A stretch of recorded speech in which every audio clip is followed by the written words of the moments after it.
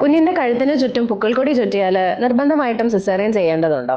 ഒരിക്കലും ഇല്ല. 25 മുതൽ 30% വരെ കുഞ്ഞുങ്ങൾക്കും ഈ പുക്കിൾക്കൊടി ചുറ്റി നമ്മൾ കാണാറുണ്ട്. അപ്പോൾ ഇങ്ങനെ വരുമ്പോഴത്തേക്ക് പല വിധത്തിലാണ്. ചിലപ്പോൾ അത് ലൂസായിരിക്കാം, ചിലപ്പോൾ ടൈറ്റായിട്ടും കോർഡറോൺ നെക്ക് വരാം. അപ്പോൾ ഈ ടൈറ്റായിട്ട് വരുന്ന അവസരങ്ങളിൽ നമ്മൾ ഡെലിവറി ആകാനായിട്ട് മരുന്ന് കൊടുത്ത് വേദന വരുന്ന സമയത്ത് ചിലപ്പോൾ ഈ കോർഡറോൺ നെക്ക് ഉള്ളത് കൊണ്ട് മാത്രം നോർമലി ഉള്ള ആ ഒരു ഡ്യൂറേഷൻ ചിലപ്പോൾ പ്രൊലോങ് ആയി പോകും. അപ്പോൾ ഈ പ്രൊലോങ്ഡ് ആവുന്ന സമയത്ത് ടൈറ്റ് കോർഡറോൺ നെക്ക് ആണെന്നുണ്ടെങ്കിൽ കുഞ്ഞിൻ്റെ ഹാർട്ട് ബീറ്റിൽ വ്യത്യാസം വരികയും കുഞ്ഞിൻ്റെ തല താഴേക്ക് ഇറങ്ങാനായിട്ട് താമസം വരികയും ഒക്കെ ചെയ്യും. അപ്പോൾ ആ ഹാർട്ട് ബീറ്റിൽ വ്യത്യാസം വന്ന് ബേബി ഒരു ഡിസ്ട്രസിലേക്ക് പോവുകയാണെന്നുണ്ടെങ്കിൽ മാത്രമേ നമ്മൾ സിസേറിയൻ ചെയ്യാറുള്ളൂ.